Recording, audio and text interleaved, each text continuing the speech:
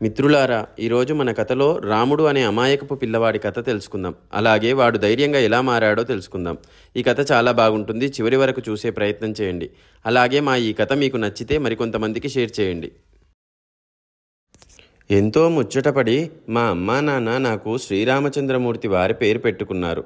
పేరు పెట్టారే కానీ అంత పొడుగు పెట్టి పిలవటానికి వాళ్ళకే ఓపిక లేకపోయింది. అది కాక నా వంటి చిన్ని బుర్ర గలవాడికి ఇంత పెద్ద పేరు దేనికి? అందుచేత నా పేరు కుదించి రాముడు అన్నారు. అయితే ఊళ్ళో వాళ్ళు ఈ పేరుకు ముందు రకరకాల తోకలు తగిలించారు. విష్ణుమూర్తికి 1000 నామాలుంటే నాకు 2000 ఉన్నాయి. బండరాముడు, మొద్దురాముడు, రాచిప్పరాముడు, తిక్కరాముడు, మట్టిబుర్ర రాముడు, అడ్డతల రాముడు, పిచ్చి రాముడు, వెర్రి రాముడు, మన్ను తిన్న రాముడు, నిద్రమోహన్ రాముడు, దున్నపోతు రాముడు, ఇలా ఎన్నో. మీకు కూడా ఏదన్నా మంచి పేరు దొరికితే దానితో నన్ను పిలుచుకోండి, నాకేం అభ్యంతరం లేదు. కానీ నాకు మాత్రం ఈ పేర్లన్నింటిలోకి బండరాముడనే పేరు చాలా బాగుండేది. ఆ పేరుతోనే నన్ను ఎక్కువగా పిలిచేవాళ్ళు. మా అమ్మ నన్ను రాములు అని చాలా పొడుగ్గా పిలిచేది.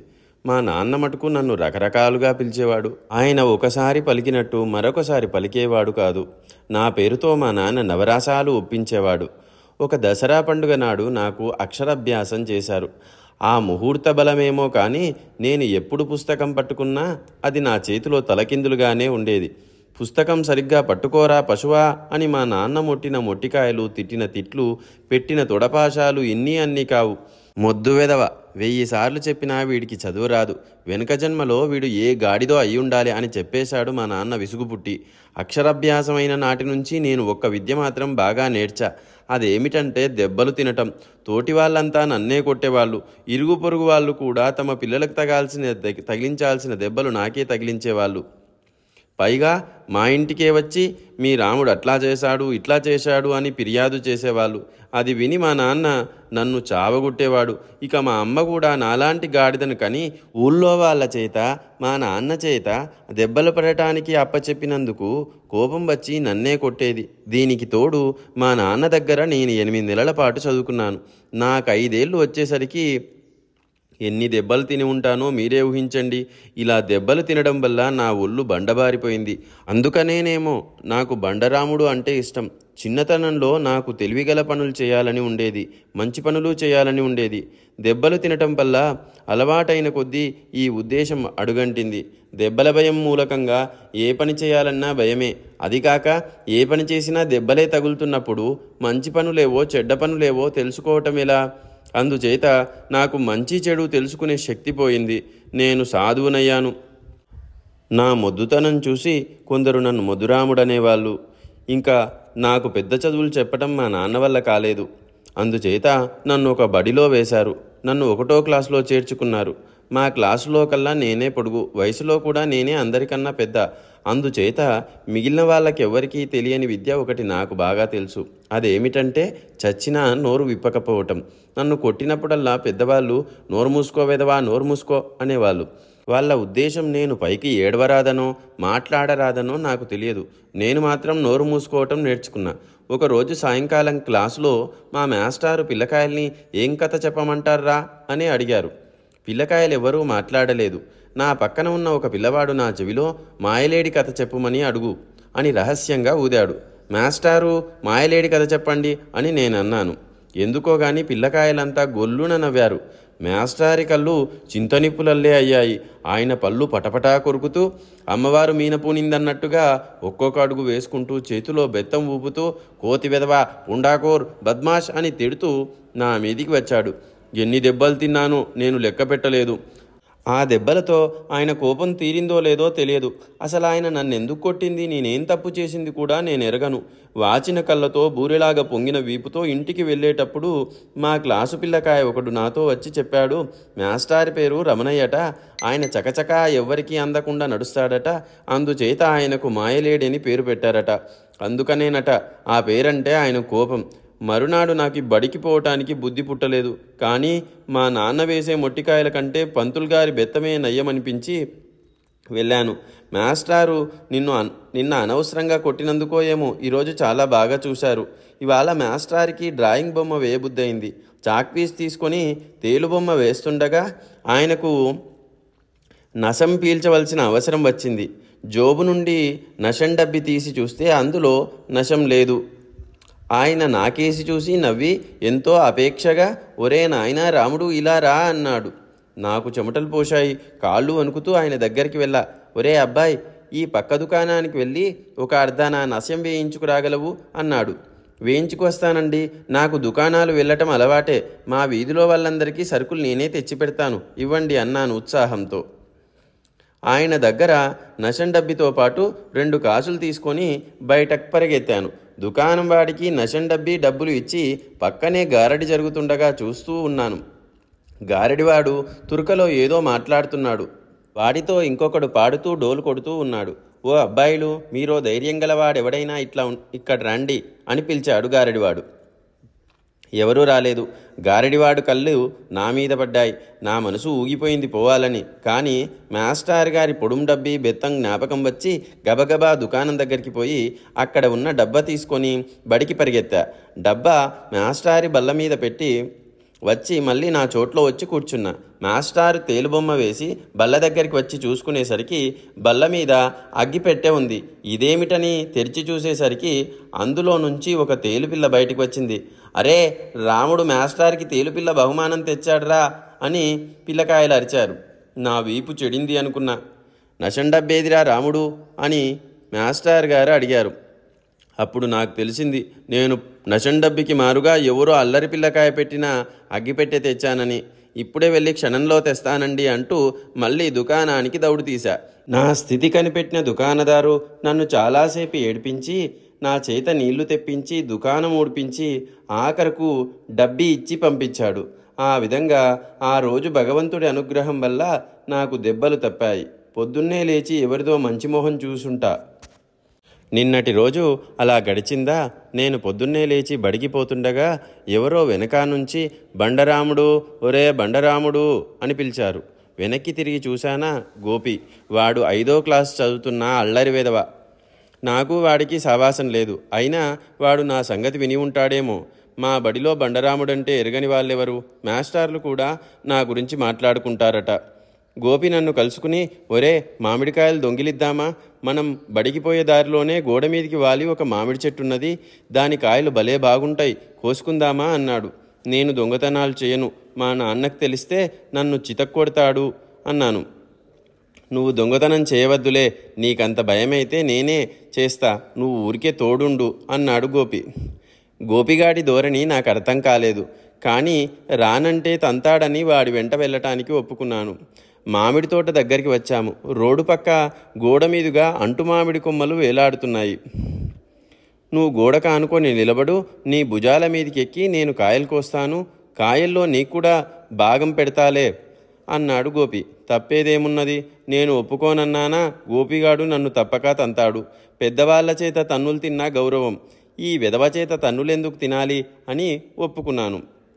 నేను గోడ కానుకొని నిలబడ్డాను. గోపిగాడు నా భుజాల మీద నిలబడి కాయలు కోశాడు.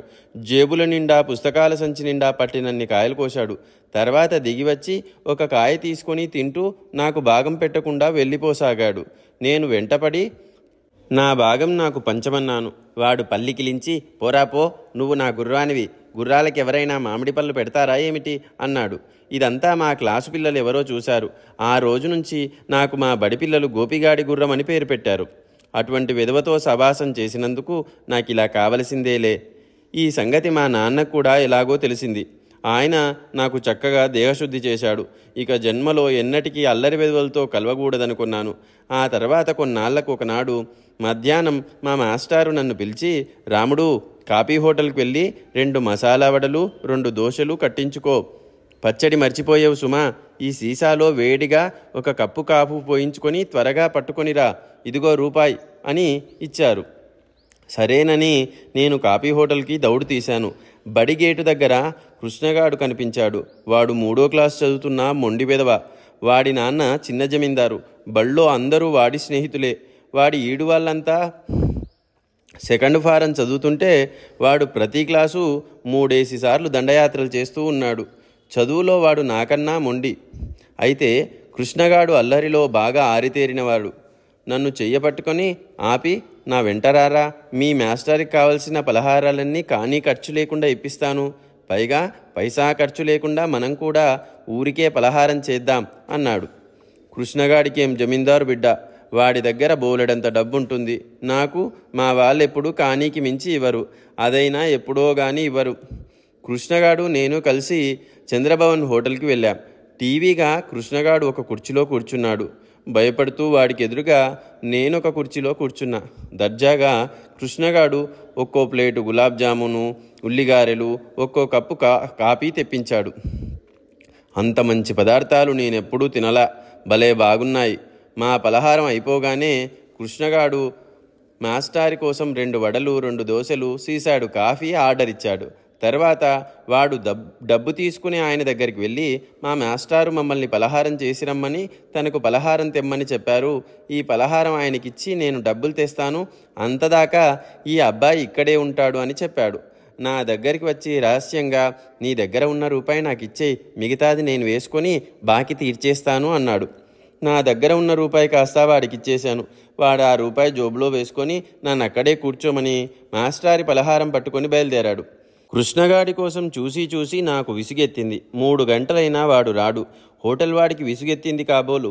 వాడు నాతో, మా నౌకర్ని నీ వెంట పంపిస్తాను, డబ్బిప్పించు, లేదా నిన్ను పోలీసులకు అప్పగిస్తాను అన్నాడు.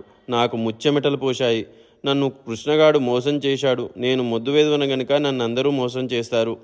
మాస్టార్ ఏమంటారో అని నా గుండెల్లో రైళ్లు పరిగెత్తాయి.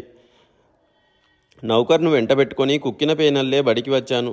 నా మొహం కనబడగానే మాస్టారు కళ్ళ వెంట నిప్పులు కురిశాయి. ఉండాకోర్, ఇంతసేప ఎక్కడ తిరుగుతున్నావురా? నా రూపాయి నాకు పంపించావే, కాఫీ ఎట్లా సంపాదించావురా అని అడిగారు. నా నోట మాట రాలేదు.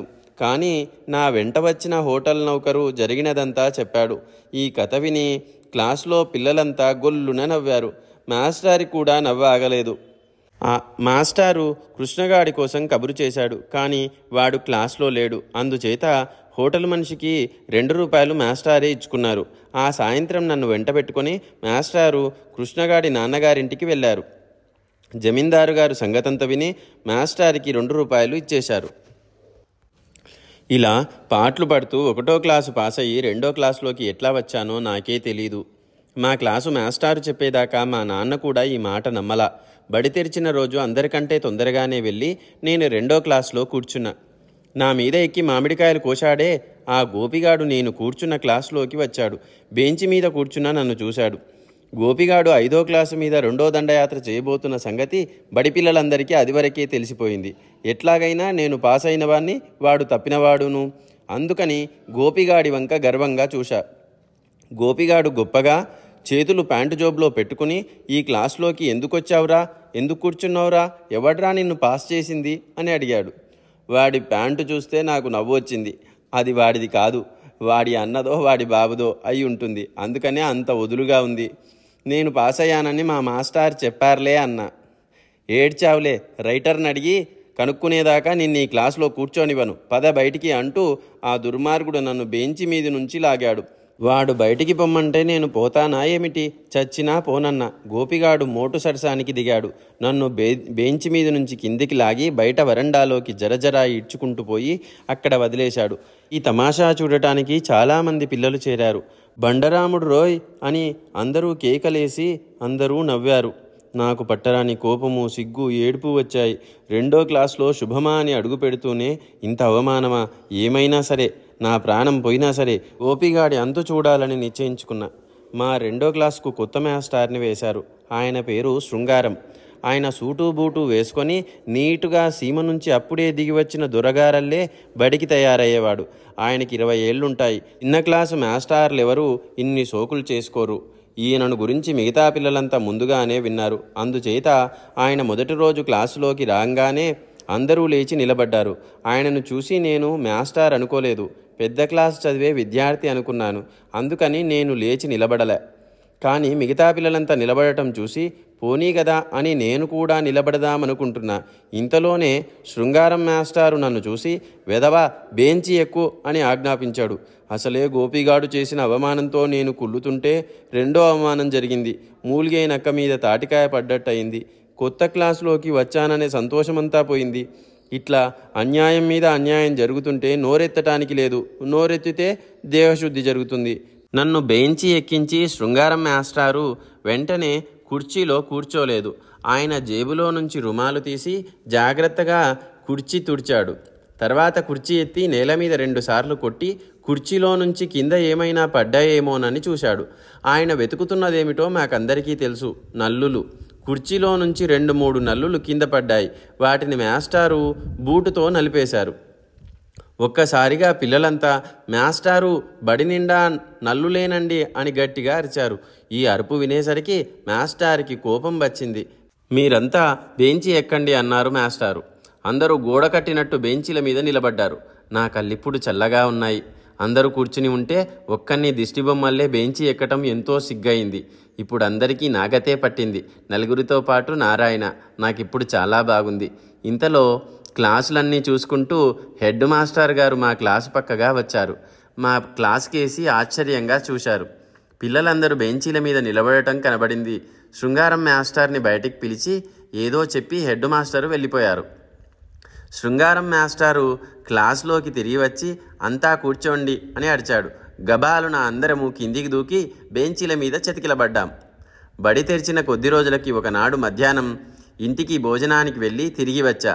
ఆ రోజు చక్కగా మా అమ్మ నాకు కాణీ ఇచ్చింది. అది పెట్టి బడి దగ్గర వేరుశనక్కాయలు కొందామనుకున్నా. వేరుశనక్కాయలమ్మే అబ్బి చుట్టూ పిల్లకాయలు గుమ్మిగూడి ఉన్నారు. వాళ్ళని తోసుకొని వెళ్ళి కానీ వేరుశనక్కాయలు కొనుక్కున్నా. వాటిని భద్రంగా దోసిట్లో పట్టుకొని ఒక కాయ కొరికి పప్పులు తీసి పొట్టు నలిపి తింటూ బడిలోకి బయలుదేరా. ఇంతలోనే నా చేతి మీద ఎవరో కొట్టారు. వేరుశనక్కాయలన్నీ కింద పడిపోయాయి. ఈ పని చేసిన విధవ ఎవడా అని చూస్తే గోపిగాడే. నాకు భలే కోపం వచ్చింది. తలంతా వేడెక్కింది. అట్లాగే నిలబడిపోయినా. ఈ లోపుగా గోపిగాడు వేరుశనక్కాయలు అమ్మే అబ్బి దగ్గరికి వెళ్ళి తను కూడా వేరుశనక్కాయలు కొనుక్కొని దోసిట్లో పట్టుకుని తిరిగి వచ్చాడు. వాడు నా దగ్గరికి రాగానే నేను చప్పున వాడి చేతి మీద కొట్టి వాడి డొక్కలో గట్టిగా పోటు పొడిచా. వాడి వేరుశనక్కాయలు నీలపాలయ్యాయి. నేను డొక్కలో పొడిచిన పోటుకు వెల్లికిలా పడ్డాడు. గోపిగాడు మళ్ళీ లేచి నిలబడే లోపల కాలుతో వాణ్ణి నా ఇష్టం వచ్చినట్టు తన్నా. గోపిగాడి వంటి రౌడీని నా వంటి బండవేదో ధైర్యం చేసి తన్నుతుంటే వింత చూడటానికి బడి పిల్లలంతా చేరారు. గోపిగాడు లేవటానికి మళ్ళీ ప్రయత్నించాడు. ఈసారి వాణ్ణి ముక్కు మీద గట్టిగా తన్నా. దాంతో వాడి ముక్కు బెదిరి రక్తం కారటం మొదలుపెట్టింది. నా దారిన నేను కింద పడిపోయిన వేరుశనక్కాయలు ఏరుకోసాగా. పక్కనున్న పిల్లలు కూడా నాకు సహాయం చేసి ఏరిపెట్టారు. గోపిగాడు హెడ్ మాస్టర్ దగ్గరికి పోయి తన ముక్కు చూపించాడు. వాడి ముక్కున కారే నెత్తురు చూస్తూనే హెడ్ మాస్టారు నన్ను ఈడ్చుకురమ్మని తన ప్యూనును పంపించాడు. నేను వెళ్ళేసరికి గోపి వెధవ హెడ్ మాస్టారి ముందు దసరా కోతి ఆడినట్టు ఆడుతున్నాడు. నా కోసం హెడ్ మాస్టారు చేతిలో పెద్ద బెత్తం సిద్ధంగా ఉంది. ఎప్పటి మాదిరిగానే నోరు మూసుకుంటే నా వీపు చిట్లిపోతుందని తెలుసుకున్నా. ధైర్యం చేసి గబగబా హెడ్ మాస్టర్తో గోపిగాడు నన్ను పెట్టిన హింసలన్నీ చెప్పాను. అప్పుడు నాకంత ధైర్యం ఎట్లా వచ్చిందో చెప్పలేను.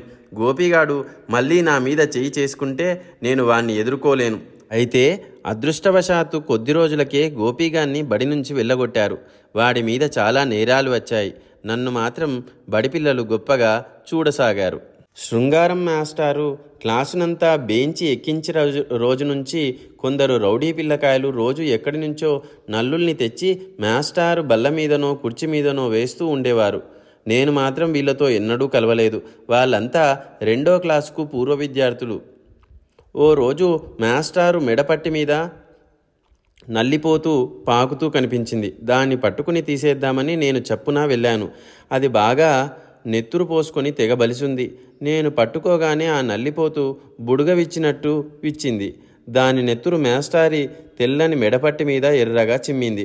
మాస్టారు మీ మెడపట్టి నిండా నెత్తురండి సార్ అని ఓ కుర్రాడు కేక పెట్టాడు. మాస్టారు వెంటనే జోబులో నుంచి చిన్న అద్దం తీసి చూసుకున్నాడు. అప్పుడప్పుడు అద్దంలో తన అందచందాలు చూసుకోవడం మా మాస్టారికి అలవాటు. అద్దంలో ఆయనకు నెత్తురు మరక కనిపించింది. వెంటనే బెత్తంతో మాస్టారు నా వీపు మీద తాషామార్బా వాయించాడు. నన్నెందుకండి కొడతారు? నేను నల్లిని తీయబోయాను గాని మీ చొక్క పాడు చేయాలని నా ఉద్దేశం కాదు అని ఘోష పెట్టా. నోరు తెరిచినందుకు మరో 2 దెబ్బలు కొసరు వడ్డించి మాస్టారు నన్ను క్లాస్లో నుంచి బయటకు పంపించాడు. నేను నేరుగా హెడ్ మాస్టర్ దగ్గరికి వెళ్ళి జరిగిందంతా ఆయనతో చెప్పా. అంతా విని ఆయన నన్ను క్లాసుకు తిరిగి వెళ్ళమన్నారు. ఈ లోపుగా ప్యూన్ వచ్చి హెడ్ మాస్టారు రమ్మంటున్నారని మా శృంగారం మాస్టారితో చెప్పాడు. ఆయన హెడ్ మాస్టర్ దగ్గర నుంచి వచ్చిన తర్వాత తిరిగి నన్ను ఆయన బయటికి వెళ్ళమనలే. ఇది జరిగినప్పటి నుంచి నాకు క్లాస్లో 0 మార్కులే. ఎంత కష్టపడి చదివినా, ఎంత కష్టపడి లెక్కలు చేసినా క్లాసులో 0లు తప్పలేదు. మిగతా పిల్లలకి లెక్కల్లో 10కి 7, 8, 9 మార్కులు వచ్చేవి. నాకు మటుకు 0లే. లెక్కలు వాళ్ళు చేసినట్టే నేను చేసేవాడిని, కానీ మార్కులు మాత్రం వచ్చేవి కావు. క్వార్టర్లీ పరీక్షలోనూ అర్ధ సంవత్సరం పరీక్షలోనూ కూడా తప్పాను. ఈ 2వ క్లాసు ఎట్లా పాస్ అవుతాన్రా భగవంతుడా అని నాకు దిగులుగా ఉండేది. జమీందారు గారు అబ్బాయి కృష్ణుడికి శృంగారం మాస్టారు ప్రైవేటుగా బడి చెప్పేవాడు. 3వ క్లాసులో 3 దండయాత్రలు చేసి కృష్ణుడు 4వ క్లాసులోకి వచ్చాడు. ఇంతకుముందు కృష్ణగాడు నన్ను కాఫీ హోటల్లో కూర్చోబెట్టిన సంగతి మీరు విన్నారుగా. వాణ్ణి చూసినప్పుడల్లా నాకు ఆ విషయాలు జ్ఞాపకం వచ్చి చాలా సిగ్గుగా ఉండేది. ఎట్లాగైనా కృష్ణగాడికి శాస్తి చేస్తే గాని నాకు ఈ అవమానం పోదనిపించేది. గోపిగాడు బడి వదిలిపోయిన తర్వాత కూడా కృష్ణగాడు నన్ను చూసినప్పుడల్లా గోపిగాడి గుర్రం అంటుండేవాడు. నవరాత్రులొచ్చాయి. విజయదశమి నాడు పిల్లల చేత నాటకం ఆడించడానికి కృష్ణుడు ప్రయత్నాలు ప్రారంభించాడు. నాటకానికి, నాటకం అయినాక టీపాటికి ఖర్చు అవుతుంది. అందుచేత 2వ క్లాసు, 3వ క్లాసు, 4వ క్లాసు పిల్లకాయలు తలకు బేడా చొప్పున చందా వేయాలన్నాడు. చందా ఇవ్వని వాళ్ళకి పార్టీ లేదు. కృష్ణుడు నన్ను పిలిచి, ఒరేయ్, విజయదశమి విందుకు కారపుశనగలు అవి చేయాలి, నీకు చేయడం చాతవునా అని నన్ను అడిగాడు. మా అమ్మా నాన్న బీదవాళ్ళు గనుక నేను వంటవాడినని కృష్ణుడి అభిప్రాయం కాబోలు. నేను తడుపుకోకుండా, ఓ, నాకు ఫస్టుగా చాతవును, ఇంకా చాలా రకాల వంటలు చేస్తా, డబ్బు నాకు ఇచ్చేయి అన్న. వాడు నాకు డబ్బిచ్చి శృంగారం మాస్టర్ ఇంట్లో వంట పాత్రలు అవి తీసుకోమన్నాడు. నేను శృంగారం మాస్టర్ ఇంటికి వెళ్ళి కృష్ణుడిచ్చిన డబ్బులు ఆయన తల్లికి ఇచ్చేశా. మాస్టారు, విజయదశమి నాడు మీరు ప్రెసిడెంటుగా ఉండి సహాయం చేయాలని కృష్ణుడు చెప్పమన్నాడు అని చెప్పా. నేనే పిండి వంటలు చేస్తున్నాను అనుకున్నాడు కృష్ణుడు. వాడితో నేను అన్ని ఏర్పాట్లు జరుగుతున్నాయని చెప్పా. నాటకం రోజున తానే ప్రెసిడెంట్ అనుకొని శృంగారం మాస్టారు చిన్న జమీందారల్లే వేషం వేసుకొని వచ్చాడు. కానీ పాపం ప్రెసిడెంట్ ఆయన కాదు, హెడ్ మాస్టర్ గారు. నాటకం అయిపోయిన తర్వాత కృష్ణగాడు లేచి నిలబడి, స్నేహితులారా, ఇప్పుడు ఒక చిన్న అల్పాహార విందు కూడా ఉంది, దయచేసి ఎవరు వెళ్ళిపోవద్దు అని కోరాడు. పిల్లలంతా విందు కోసం కూర్చున్నారు. పక్క గదిలో చాలా గిన్నెలు తెచ్చిపెట్టా. అన్నిటి మీద మూతలున్నాయి. కృష్ణగాడు ఆ గదిలోకి వచ్చి ఒక గిన్నె మీద మూత తీసి చూశాడు. పాపం, గిన్నెలో ఏమీ లేదు. ఇంకో గిన్నె మీద మూత తీసి చూశాడు. అందులోనూ ఏమీ లేదు. ఏ గిన్నెలోనూ ఏమీ లేదు. అన్ని గిన్నెలు ఖాళీ. ఏమిటిది అని కృష్ణగాడు నన్ను అడిగాడు. నాకు మాత్రం ఏం తెలుసు, నాకు వంట చేత కాదు, అందుకని నువ్విచ్చిన డబ్బు పట్టుకెళ్ళి ఏమన్నా పిండి వంటలు చేయమని శృంగారం మాస్టారు తల్లికిచ్చా. ఆవిడేం చేసిందో నువ్వే వెళ్ళి కనుక్కో అన్నాం. కృష్ణగాడు మొహాన కత్తి వాటేస్తే నెత్తురు చుక్కలేదు. జేబులో నుంచి 20 రూపాయలు తీసి పొట్లాలు కట్టించుకురమ్మని కుర్రవాళ్ళను హోటల్కు తరిమాడు. పొట్లాలు రావటానికి అరగంట పైగా పట్టింది. ఈ లోపుగా చాలామంది వెళ్ళిపోయారు. మిగిలిన వాళ్ళు విందు చేశారు. కృష్ణగాడు సిగ్గులేక నన్ను చూసి ఇకిలించాడు. వాణ్ణి చూసి నేను ఇకిలించా. నేనేం తక్కువ తిన్నానా? అప్పటి నుంచి కృష్ణుడు కనిపించినప్పుడల్లా వాణ్ణి చూసి ఇకిలిస్తూ వచ్చా. ఇది వాడికి అవమానమయ్యింది. వాడు నాకెన్నడూ మళ్ళీ పని చెప్పిన పాపాన పోలా.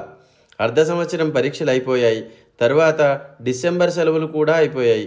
మళ్ళీ బడి తెరిచారు. ఒకరోజు బడి గేటు దగ్గర కృష్ణుడు నిలబడి మరో పిల్లవాడితో, ఆ ఇంట్లో అమ్మాయిని చూశావా? ఆ పిల్ల శృంగారం మాస్టర్ని చూసి నవ్వుతుంది. వాళ్ళిద్దరికీ స్నేహం ఉంది అని చెబుతున్నాడు. ఈ ముక్క నా చెవుల పడింది. ఆ రోజు మధ్యాహ్నమే శృంగారం మాస్టారు నన్ను పిలిచి, ఓ నీలం కవరు, ఒక తెల్ల కవరు ఇచ్చి, ఈ నీలం కవరు బడి ఎదురు మేడలో ఉండే అమ్మాయికి రహస్యంగా ఇయ్యి, ఈ తెల్ల కవరు హెడ్ మాస్టర్ గారికి ఇయ్యి, జాగ్రత్త సుమా, పొరపాటు చేసేవు. తెల్ల కవరు సెలవు ఉత్తరం, అది హెడ్ మాస్టర్ గారికే ఇయ్యి, పొరపాటు చేసేవు అని చెప్పాడు. శృంగారం మాస్టారు నా చేతికి దొరికాడు కదా అనుకున్నా. శృంగారం గారిచ్చిన ఉత్తరాల్లో నీలం కవరు జాగ్రత్తగా హెడ్ మాస్టర్ గారికి ఇచ్చి, తెల్ల కవరు మేడలో అమ్మాయికి అందజేశా. ఆ రోజు సాయంకాలమల్లా శృంగారం మాస్టారు హెడ్ మాస్టర్ గదిలో నిలబడే ఉన్నాడు. మరునాడు మాకు ఇంకో మాస్టర్ వచ్చారు. ఏదో విధంగా నేను 2వ క్లాస్ పాస్ కాగలిగా మీ దయ వల్ల. ఎవడు లోకు అంటే బండరాముడు లోకు అన్నట్టు అయింది నా పని. నాకు సరిగ్గా బుద్ధి తెలియక మునిపే మా వాళ్ళు నన్ను మొద్దు వెధవ కింద జతపరిచారు. మా చుట్టుపక్కల వాళ్ళు, బంధువులు, స్నేహితులు, నా మాస్టర్లు, తోటి విద్యార్థులు అందరూ నన్ను బండరాముడనే పిలిచి బండరాముణ్ణి చూసినట్టే చూశారు. మొదట్లో నేను కూడా అందరి మాట నమ్మాను. నిజంగానే నేను బండవెదవని అనుకున్నాను. అందరికీ లోకువగా పడి ఉన్నాను. అందరి పనులు చేశాను. కానీ నన్ను గురించి అందరూ అనేది నిజం కాదని నాకు క్రమక్రమంగా రుజువు కాసాగింది. వాళ్ళ మాటలు అబద్ధమని వాళ్ళ నోటనే పలికించాలని బుద్ధి పుట్టింది. ప్రపంచం మీద తిరగబడ్డాను. నా మీద రౌడీతనం చేసిన వాళ్ళని తన్నాను. నన్ను మోసం చేసిన వాళ్ళను పరాభవించాను. గోపి కానీ, కృష్ణుడు కానీ, శృంగారం మాస్టర్ కానీ నా గురించి వెనకటిలాగా అనుకోవాల్సిన అవసరం లేదు. ఒక చిత్రం గమనించారా? ప్రపంచం ఒకని పట్టుకొని బండ, మొద్దు అని సులభంగానే అంటుంది. కానీ తెలివిగలవాడుంటే వాడి తెలివితేటలు త్వరగా గ్రహించలేదు. మనవాన్నే దూరపు మనుషులు గొప్పవాడనేదాకా మనం వాడి గొప్పతనం తెలుసుకోం. ప్రపంచం కన్నా మొద్దు ఎవరు ఉండరని నా అభిప్రాయం. నేను క్లాసులు పాస్ అవుతూనే ఉన్నాను. నాకు క్లాసులో ఫస్ట్ మార్కులు కూడా వచ్చాయి. కానీ నన్నందరూ ఇంకా బండరాముడనే పిలుస్తున్నారు, హేళన చేస్తున్నారు. నా మీదికి ఒంటికాలు మీద వస్తూనే ఉన్నారు. నేను 4వ క్లాసు పాస్ అయి 5వ క్లాసులోకి వచ్చిన కొత్తలో ఒక తమాషా జరిగింది. నన్ను గురించి సాటి విద్యార్థుల అభిప్రాయం మార్చుకునేటందుకు ఇది మంచి అవకాశం.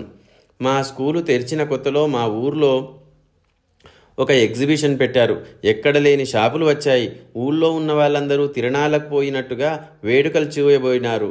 ఎన్నడూ కనీ వినని వస్తువులన్నీ కొనుక్కు రాసాగారు. నాకు కూడా ఏమైనా కొనుక్కుందామనిపించింది. కానీ రూపాయో 2 రూపాయలో లేకుండా కొనటానికి ఏముంటుంది? ఉన్న షాపులు చూసి అయినా సంతోషిద్దామని నేను ఒకరిద్దరు స్నేహితులు కలిసి ఎగ్జిబిషన్కి బయలుదేరాం. షాపులన్నీ చూస్తూ వెళ్ళాం. అక్కడ ఒక షాపులో ఒక మంచి చాకు కనిపించింది. దాని పిడి ఎంతో అందంగా ఉంది. దానిలో చాకు కాక ఒక ముళ్ళు, ఒక విరడాలు తీసే మరమేకులు బిగించే స్క్రూ డ్రైవరు ఉన్నాయి. చూడగానే ఆ చాకు కొనుక్కోబుద్ధి పుట్టింది. కానీ ఏం చేయను? దాని ఖరీదెంత అని అడిగితే షాపువాడు కారు చౌక ₹1.50 కావలిస్తే కొనుక్కో, ఇటువంటి చాకులు డజన్ తెప్పించాను, ఇదొక్కటే ఉంది అని నన్ను వెర్రెత్తించాడు. నా వెంట వచ్చిన నాగభూషణం జేబులో నుంచి ₹1.50 తీసి ఆ చాకు కొన్నాడు. ఏదిరా, నన్నొకసారి చూడని అని నాగభూషణం దగ్గర చాకు తీసుకుని ఎంతో ఆనందంతో దాన్ని పరీక్షించసాగాను. చివరకు వాడి చాకు వాడికిస్తూ, నా దగ్గర డబ్బులు లేవు, కానీ ఉంటే తప్పక కొని ఉందును అన్నాను. నేను ఈ మాట అంటుండగా నా వెంట ఉన్న మరో కుర్రవాడు రహస్యంగా లెక్కల మాస్టారు అన్నాడు. నేను తల ఎత్తి చూసేసరికి మా పక్కగా లెక్కల మాస్టారు పోతున్నారు. ఆయన మాకేసి చూసి నవ్వారు. నా మాటలు ఆయనకు వినపడి ఉండాలి. ఆ రోజు బడిలో నాగభూషణం తన కొత్త చాకును పిల్లలందరికీ చూపించాడు. దానితో అందరినీ పెన్సిళ్ళు చెక్కుకోనిచ్చాడు. ఆ సాయంత్రం బడి వదిలి నేను ఇంటికి పోతుండగా బడి నౌకరు నా వెంట వచ్చి నా చేతికి ఒక అందమైన పాకెట్ ఇచ్చాడు. ఇంటికి పోయి విప్పదీసి చూద్దును కదా, నాగభూషణం కొన్నటువంటి చాకే. అయితే దీని పిడి మీద నా పేరు అక్షరాలున్నాయి. ఎక్కల్లో ఫస్ట్ మార్కు తెచ్చుకున్నందుకు అని లోపల చీటీ పెట్టి ఉంది. నా సంతోషం ఏం చెప్పను. మరునాడు అందరికంటే ముందుగానే బడికి వెళ్ళి క్లాసులో కూర్చున్నాను. నా కొత్త చాకు తీసి పెన్సిల్ ముక్కు చెక్కుకుంటుండగా నాగభూషణం వచ్చాడు.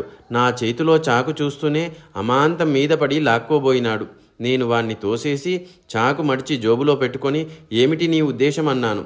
నా చాకు నువ్వే కాజేశావు, నాది పోయింది. అంతటా వెతికాను, దొరకలేదు. నాది దొంగిలించావు, లేకపోతే నీకెక్కడిది అన్నాడు నాగభూషణం. ఇది నాకు బహుమానం, నీది పారేసుకుంటే దానికి నన్నేం చేయమంటావు అన్నాను.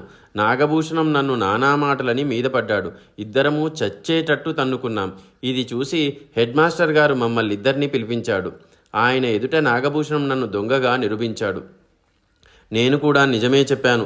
అంతా విని హెడ్ మాస్టర్ గారు, ఇది రాముడి చాకే, కిందటేడు లెక్కల్లో ఫస్ట్ మార్కు తెచ్చుకున్నందుకు లెక్కల మాస్టర్ గారు వాడికి బహుమానం ఇచ్చారు. నీ చాకు నువ్వే ప్లేగ్రౌండ్లో పారేసుకున్నావు, నౌకరు తెచ్చి నాకిచ్చాడు, పుచ్చుకో.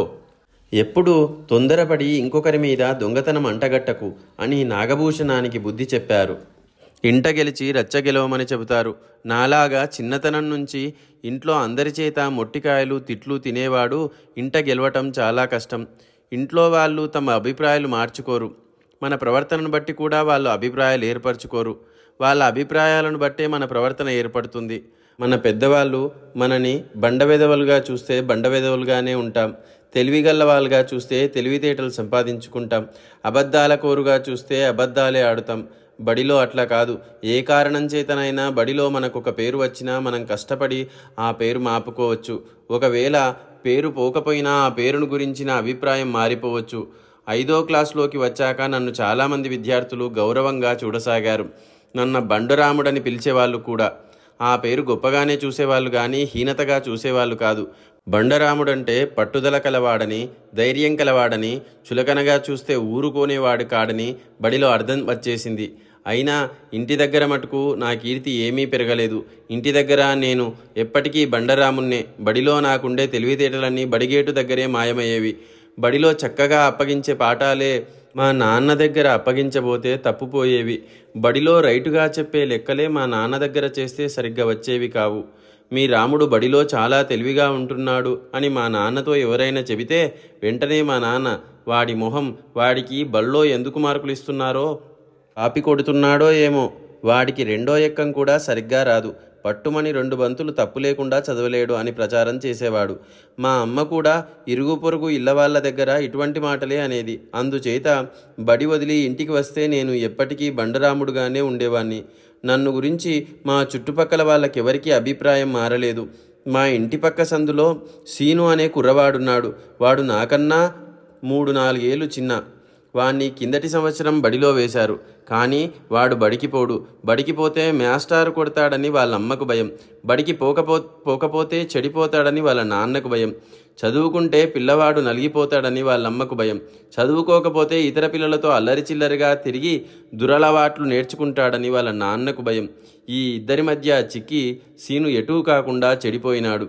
సంవత్సరమల్లా బడికి వెళ్ళినా సరిగ్గా 5 ఓనమాలు రాలేదు.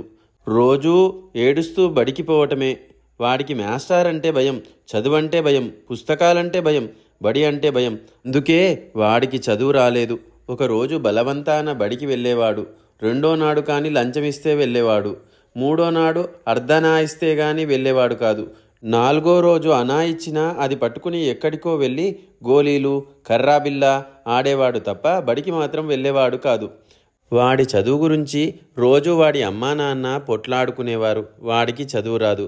రాదని పంతులు కొడతాడు. రానివాడికి కొడితే వస్తుందా? చదువు లేకపోతే పీడప.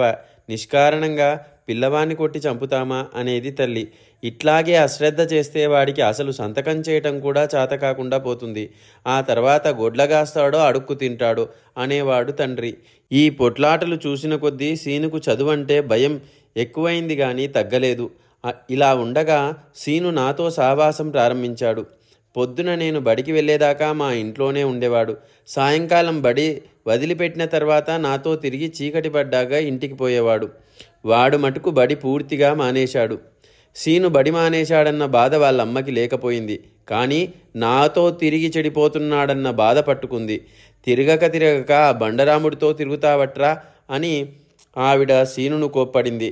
తన కొడుకు చాలా బుద్ధిమంతుడైనట్టు, నేను వాణ్ణి చెడగొడుతున్నట్టు అందరితోటి చెప్పింది. మా అమ్మ నాతో నువ్వు చెడిందిగాక వాళ్ళ సీనును కూడా చెడగొడుతున్నావా అన్నది.